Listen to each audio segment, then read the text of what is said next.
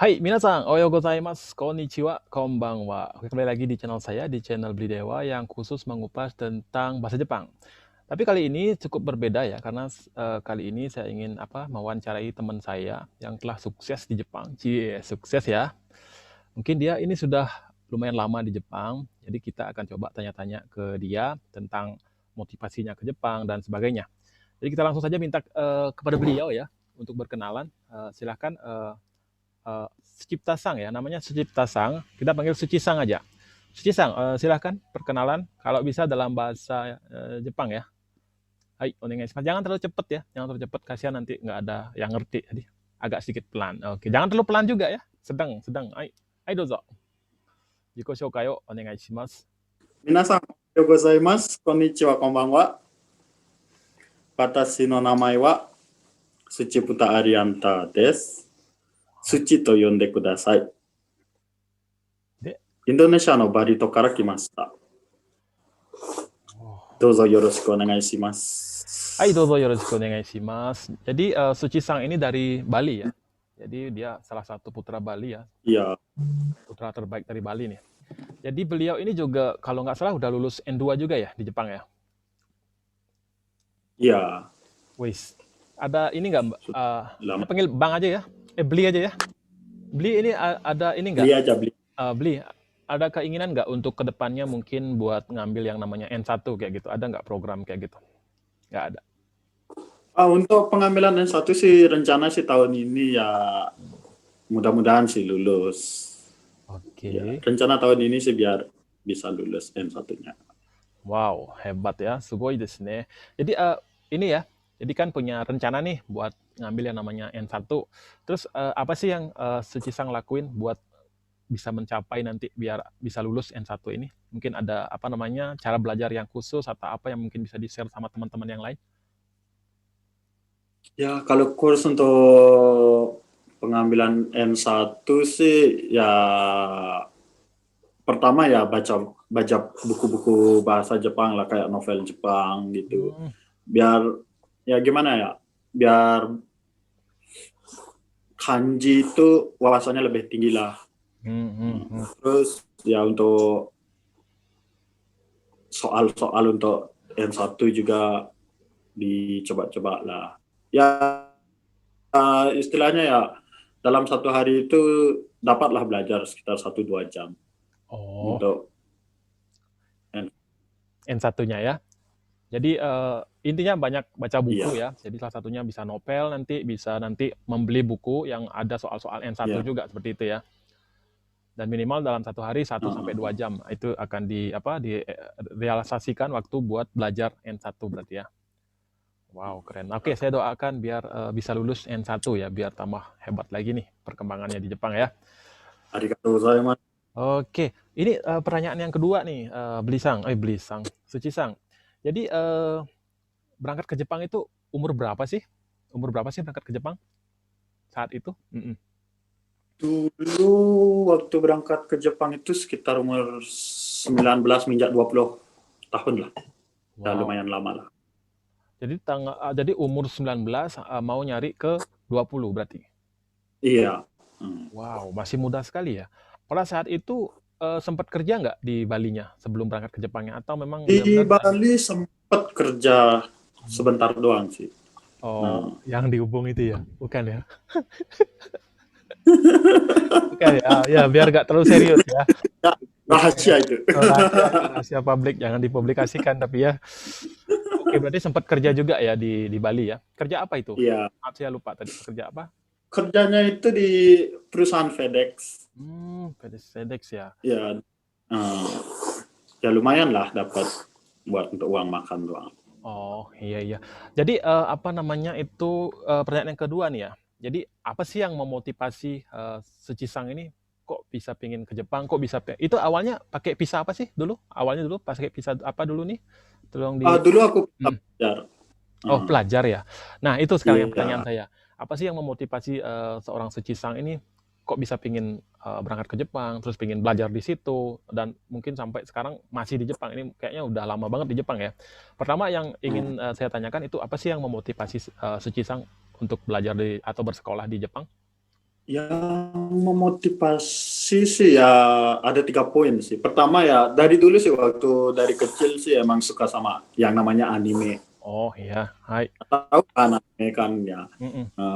Nah di sana lumayan lah sering nonton kayak Naruto, One Piece lah kayak gitu nontonnya. Mm. Terus di sana memotivasi biar gimana biar bisa bahasa Jepang juga kan. Kalau menonton anime itu bisa pakai bahasa Jepangnya kan lebih enak kayak gimana gitu. Terus untuk poin yang kedua sih ya kan aku kan dari Bali juga kan ya tahu lah kalau pariwisata di Bali itu terkenal juga kan. Nah dulu waktu aku masih di Bali itu ya untuk wisatawan asing dari Jepang itu ya lumayan banyak juga sih. Nah di sana aku berpikir untuk kedepannya untuk di masa depannya itu aku itu pengen bekerja di bagian pariwisata seperti travel agent kah, di perhotelan kah. Nah, itu juga memotivasi aku ya kalau bahasa Inggris sih ya sudah lumrah lah di Lumrah Bali ya. soalnya kan. Gimana caranya biar punya satu bahasa lagi. Nah, maka dari itu aku pilih bahasa Jepang itu Oh iya iya iya iya. untuk bekerja di Keren sekali ini. bagian. Terus yang terakhir sih poin ketiga sih ya dulu sih berpikir untuk ya bekerja juga sih di Jepang kan. Nah, kalau kita udah bekerja di Jepang kan otomatis di masa depan itu kita juga bisa membiayai hidup orang tua juga kan. Iya iya Kita benar-benar. udah bekerja di sini kita bisa mengirimkan uang ke orang tua lah biar orang tuanya itu nggak terlalu gini juga bekerja keras di Indonesia. Jadi meringankan lah ya. Ya, meringankan beban lah istilahnya. Oke. Nah, poin yang paling penting sih ya nomor 3 itu. Nomor 3 ya. Meringankan beban. Oh iya. Ya. Berarti intinya ada 3 poin ya. Satu karena awalnya itu suka dari anime ya. Jadi anime itu banyak yang berbahasa Jepang, gitu, ingin langsung nonton yang pakai bahasa Jepang lah, tapi langsung ngerti gitu ya. Terus yang kedua, Bali juga salah satu adalah daerah pariwisata dan mungkin banyak turis yang datang dari Jepang. Mungkin nanti setelah pulang dari Jepang itu bisa menjadi seorang guide atau kerja di hotel dan sebagainya. Dan yang ketiga yang terpenting adalah bisa meringankan beban atau memperbaiki perekonomian di keluarga lah ya, bisa bantu orang tua lah pertamanya. Oh wow, subarashi. Mungkin sekarang sudah bisa ya itu ya semua ya. Ya itu juga rahasia lah. Rahasia ya, itu rahasia umum apa? Tidak bisa dipublikasikan lah ya, rahasia umum tapi nggak bisa dipublikasikan. Wow, susah dimengerti itu. Terus yang berikutnya ya, tadi mungkin saya udah banyak nyinggung juga nih, kalau Suchi-san ini udah lama nih di Jepang gitu loh. Nah kalau boleh tahu itu sampai saat ini ya, awalnya ke Jepang itu tahun berapa dan sekarang udah berapa lama di Jepang gitu loh? Kalau sekarang sih udah 11 tahun sih di Jepang dan tahun ini menginjak tahun ke-12. Dulu waktu pertama kali ke Jepang itu sekitar tahun 2009. 2009 ya, wow lama banget 12 tahun. Kayaknya udah kayak orang Jepang nih bahasa Jepangnya. Ya rahasia lagi. Bisanya sih, iya. Banyak rahasia di Jepang ini ya. Terus ya kayak pertanyaan yang tadi juga kan pertama sih belajar sebagai pelajar gitu, sebagai mahasiswa dulu di Jepang. Ya sekarang sih udah lulus kuliah di sini, sekarang udah bekerja di sini juga. Oh, itu suara apa Pak ya? Itu enggak. Kirain ada cewek Jepangnya nggak di situ ya? Enggak ya? Oh, enggak ada. Mudah-mudahan nggak ada. Nanti takut ada yang cemburu. Oke, Suchi-san, berarti tadi sudah menyinggung juga sedikit ya bahwa kegiatan di Jepang itu pertama pelajar ya. Jadi selama 12 tahun ini awalnya itu adalah pelajar. Terus selama belajar itu sambil kerja nggak atau cuma fokus bekerja saja? Cuma fokus belajar saja? Atau sambil melakukan part-time job atau arbaito juga atau gimana sih? Atau dapat beasiswa nih mungkin nih karena dulu teladan nih, ya. Ya, dulu sih belajar sambil bekerja juga sih. Ya kalau di bahasa Jepangnya sih namanya arubaito. Arubaito. Part-time gitu. Nah di sana dulu aku bekerja di pertanian selama 5 tahun, terus di restoran sekitar 2 tahun, dan green card juga sekitar 2 tahun kalau nggak salah. Wow, berarti banyak pengalaman juga nih ya, jadi berbaur sama orang Jepang gitu ya. Jadi punya sudah mengenal banget lah budaya Jepang itu kayak gimana ya. Lumayan sih, lumayan banyak juga sih teman-teman Jepang. Maaf, ada suara aneh kayaknya ini. Aduh, kayak ada desahan gitu loh. Oke, oke Suci-san. Jadi berapa lama sih belajar di Jepang itu? Berapa lama sih? Awalnya itu di Kalau dulu kan belajar di Jepang itu sekitar 7,5 tahun kalau nggak salah. Wow, 7,5 tahun. Itu belajar apa aja, Bang? Dari mana itu awalnya? Ya kan datangnya waktu dulu kan 2009. Nah, tahun pertama 1,5 tahun itu belajar bahasa Jepang di kursus bahasa Jepang lah istilahnya. Hai. Nihongo ne. Hai. Terus setelah tamat kursus bahasa Jepang itu ya, Nihongo Gakko ne. Hai. Nihongo Gakko. Terus setelah lulus Nihongo Gakko itu aku sekolah di kejuruan. Dan di sana aku juga ngambil bisnis bahasa Inggris. Berarti bahasa Inggris. Terus ya? Di kejuruan selama 2 tahun. Habis itu kuliah. Kuliah tahun pertamanya sih ngambil D2. D2 ya. Kan? Selama 2 tahun, habis itu baru ngambil S1-nya. Wow, hebat nih. Sugoi nih. Jadi diawali dengan ini berarti ya, belajar di sebuah Nihongo Gakko ya. Kemudian dilanjutkan ke kejuruan atau Seimongakko, terus dilanjutkan ke universitas ya. Iya. Oke, jadi setelah tamat ini langsung bekerja di tempat sekarang ya? Atau bagaimana? Iya, setelah tamat di universitas itu langsung bekerja di kantor perikanan, dan sekarang udah bekerja sekitar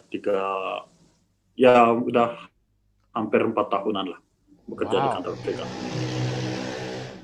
Jadi selama 4 tahun ya Bang ya? Jadi selama 4 tahun tuh udah bekerja di situ, itu tepatnya di mana sih tempatnya?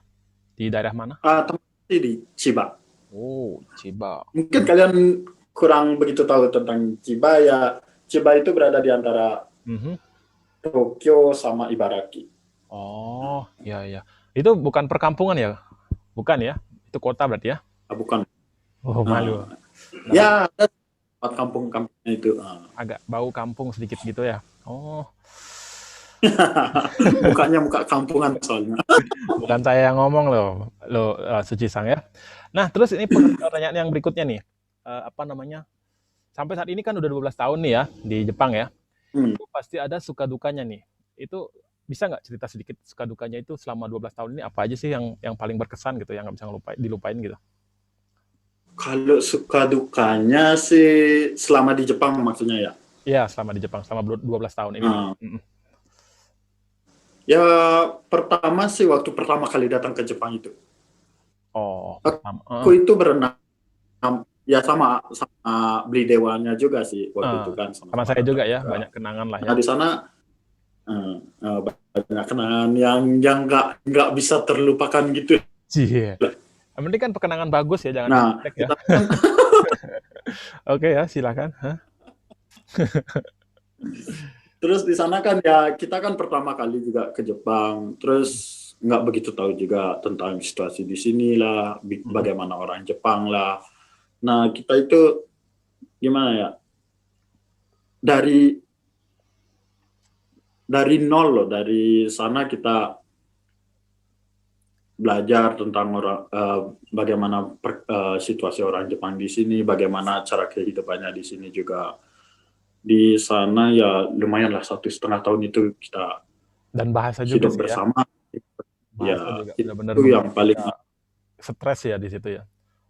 Iya. Dan kebetulan apalagi waktu itu aku masih umur 19 tahun. Iya benar. Masih lagi micin-micinnya gimana gitu.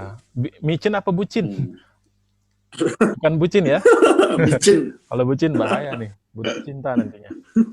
Iya, apalagi di situ kita punya bos ya, Shacho kita itu keras banget ya waktu itu ya. Eh, Kita dapat baka ya, itu sama Ahok ya itu udah tapi tiap hari ya.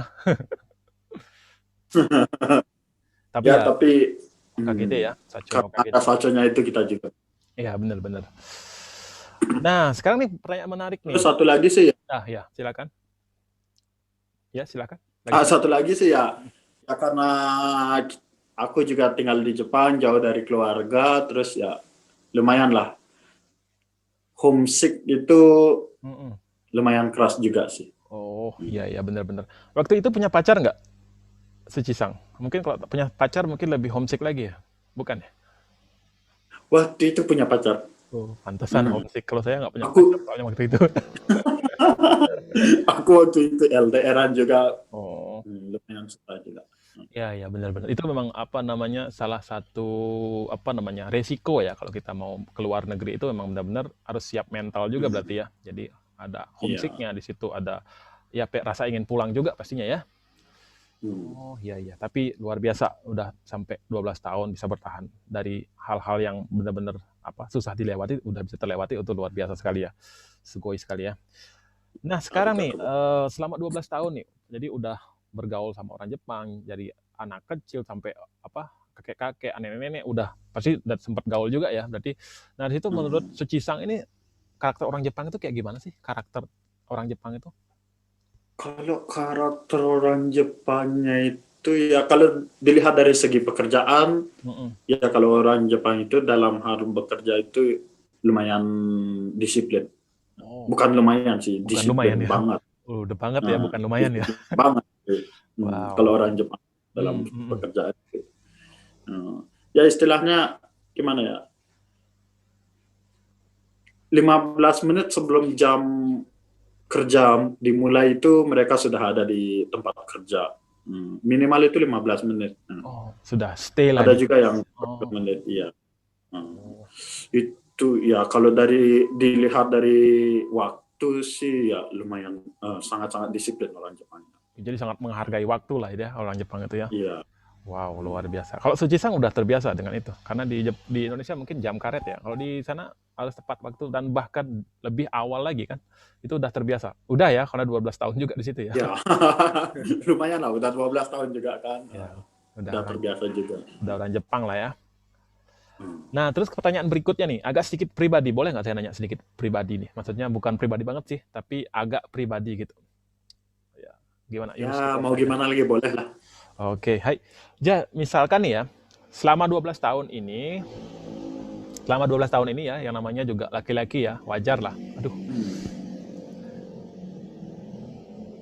Jadi selama 12 tahun ini, yang namanya laki-laki juga ngelihat cewek itu lah. Nah, apalagi cewek Jepang itu Nah, seksi-seksi nih ya.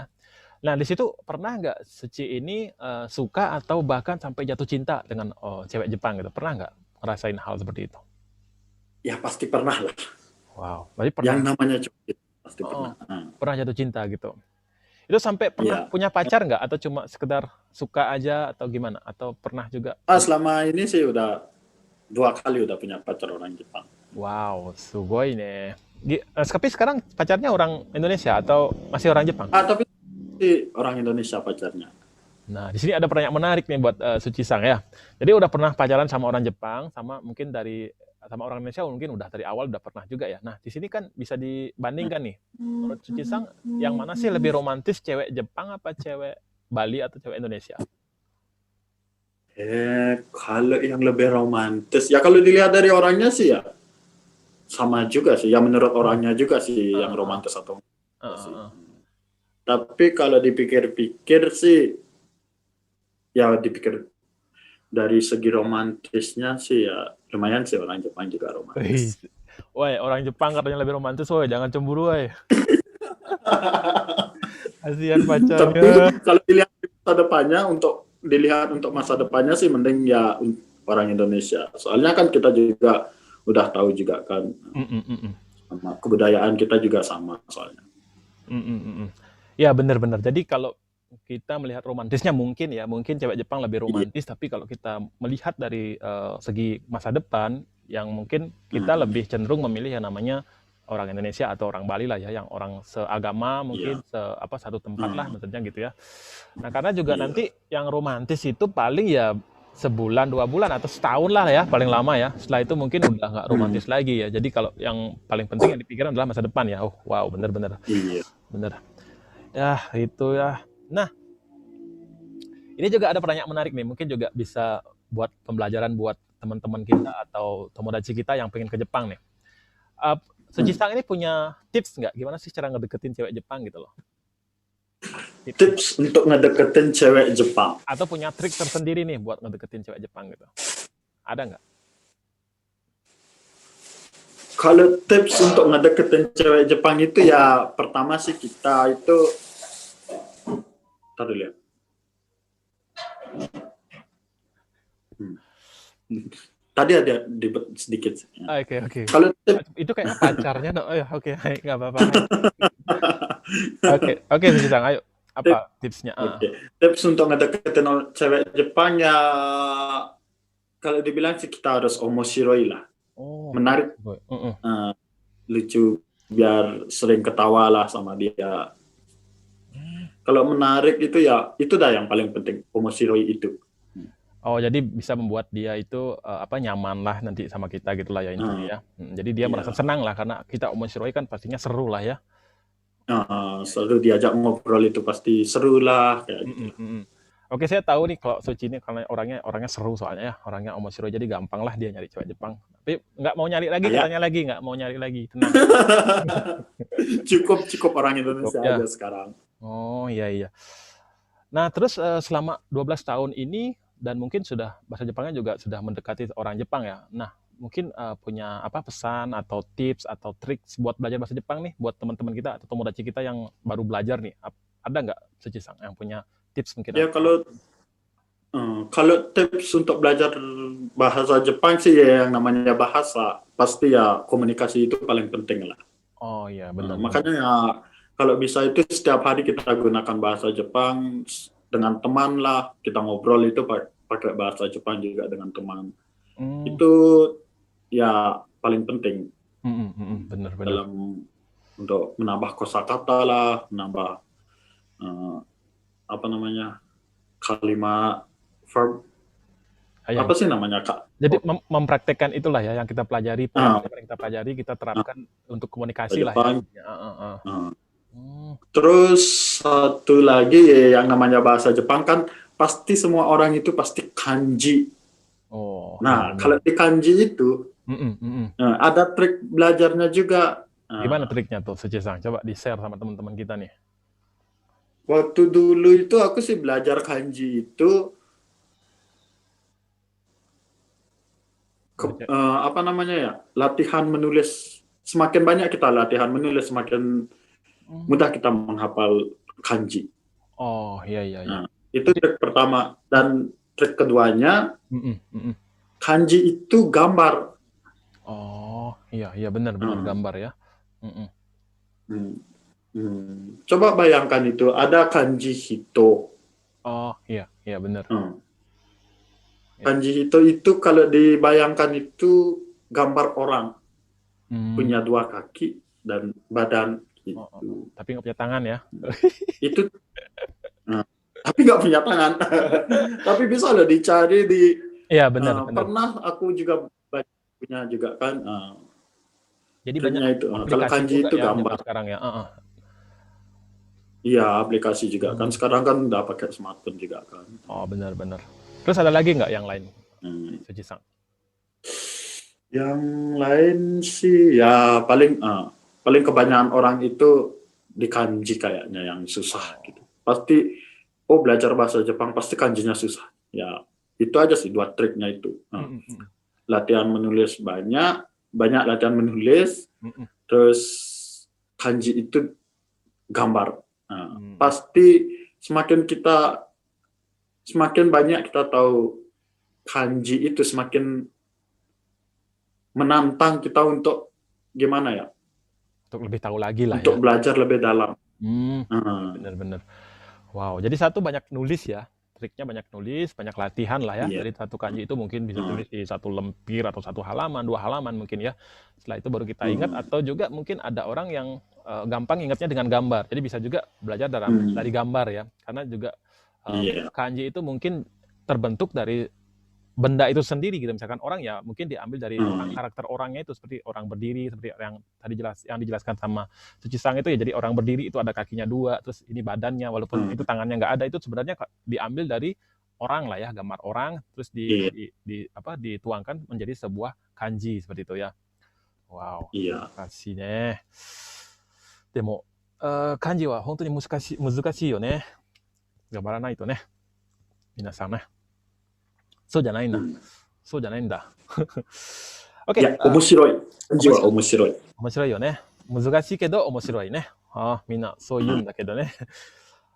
Oke, jadi Suci-san sekarang ini bekerja itu ngurus anak-anak magang ya? Jadi sebagai kangri di sana ya? Atau bagaimana sih? Iya. Oke, Aku jadi ini bekerja di, ya mungkin kalian udah tahu namanya Kumiai itu kan, mungkin kalian udah tahu juga kan. Aku bekerja di Kumiai sekarang, di kantor perikanan. Iya, iya. Sekarang ada Dan aku ya, silakan.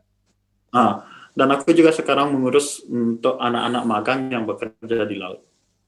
Di laut ya. Untuk sebagai ikan. Nah, itu sekarang ada berapa orang di situ, Suci-san? Berapa anak yang udah di situ bekerja di sana? Kalau di tempat kerjanya aku sih khusus untuk di Chiba saja sih. Untuk di prefecture Chiba saja. Dan sekarang sekarang mengurusnya itu sekitar 110 orang. Wow, 110 orang. Sugoi nih. Iya. Itu sendirian atau ada temannya atau gimana sih? Ada temannya satu lagi. Jadi ada dua orang lah ya di situ, orang ya, Indonesia. Sekarang itu berdua. Dan nah itu kan udah banyak tuh ngelihat siswa atau ngelihat orang Indonesia yang bekerja di Jepang nih, yang mungkin yang Suci-san handle sendiri nih. Nah, mungkin ini bisa menjadi pesan buat anak-anak yang akan berangkat ke Jepang ya. Nah, di situ selain bahasa, apa sih yang diperlukan kalau kita ingin bekerja di Jepang itu? Apakah bahasa saja cukup atau bagaimana sih kalau penilaian Suci-san sendiri? Ya, bahasa sih lumayan penting juga sih, tapi skill juga penting. Skill berarti ya. Ya, misalnya kan di tempatnya aku kan bekerja sebagai magang, sebagai penangkap ikan. Nah, di sana juga diperlukan skill untuk pekerjaannya itu juga. Gimana cara kerjanya juga kan.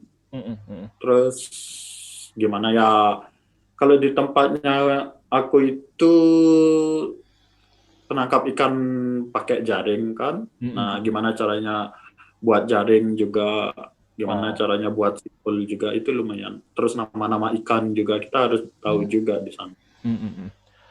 Berarti selain bahasa kita juga sebisa mungkin ya, kalau punya skill yang sedikit mirip atau akan bahkan sama lah ya dengan pekerjaan kita yang akan kita ambil di Jepang, itu akan membuat kita lebih mudah lah ya, mungkin beradaptasinya. Atau mungkin untuk jenjang karirnya juga mungkin lebih bagus ya, untuk masalah curio-nya juga mungkin lebih bagus ya, kalau bisa sedikit cepat memahami pekerjaan di sana. Begitu kah. Oke nih, yang terakhir nih Suci-san. Yang terakhir nih, sekarang kan Suci-san mungkin tahu ya, lagi musim corona nih. Jadi mungkin banyak teman-teman kita atau tomodachi kita yang depending nih keberangkatannya ke Jepang nih. Bahkan mungkin udah lama nih, ada yang setahun, 2 tahun, bahkan mungkin ada yang depending sampai sekian 3 tahun lah gitu loh. Nah, untuk pesan dan ininya untuk mereka apa sih? Untuk memotivasi mereka gitu, untuk Suci-san. Ada nggak pesan buat mereka nih? Karena Jepang kan kapan nih buka? Ya, silakan. Ya, untuk pesannya sih ya sabar aja menunggu. Ya, yang namanya nasib kan pastilah. Kita positive thinking aja di sana. Kita pasti berangkat. Di sana kita harus positive thinking, terus ya biar bisa memotivasi juga, biar nggak gini juga kan, merasa down lah apalah ya. Gara-gara corona nggak bisa berangkat lah. Pasti suatu saat nanti kita pasti berangkat. Mungkin tahun ini sih belum saatnya kita bisa berangkat Nah, kemungkinan tahun depan juga. Yang jelas sabar aja menunggu. Oke, yang jelas satu sabar dan yakin kalau kita itu bisa berangkat ya. Dan tentunya Iya. jangan lupa belajar juga ya, Suci-san ya. Tetap belajar. Ya itu pasti. Ya, jadi tetap belajar ya. Jadi nanti biar menambah ilmunya juga, nanti bahasa kan sangat menopang sekali di sana ya. Hmm. Oke, Suci-san, terima kasih sekali waktunya dan pesan dan kesannya mungkin sangat bermanfaat banget nih bagi tomodachi kita yang masih di Indonesia ya, yang masih menunggu untuk pengajuan visanya atau pintu imigrasi Jepang dibuka. Mungkin sangat bermanfaat sekali. Terima kasih waktunya dan mungkin lain kali saya akan minta waktunya kembali. Terima kasih sekali. Oke, terima kasih. Oke. じゃあまたありがとう。今度、はい、また今度よろしくお願いします。では今日はここまで終わります。よろしくお願いします。はい、よろしくお願いします。ありがとうございはい、ありがとう。ます。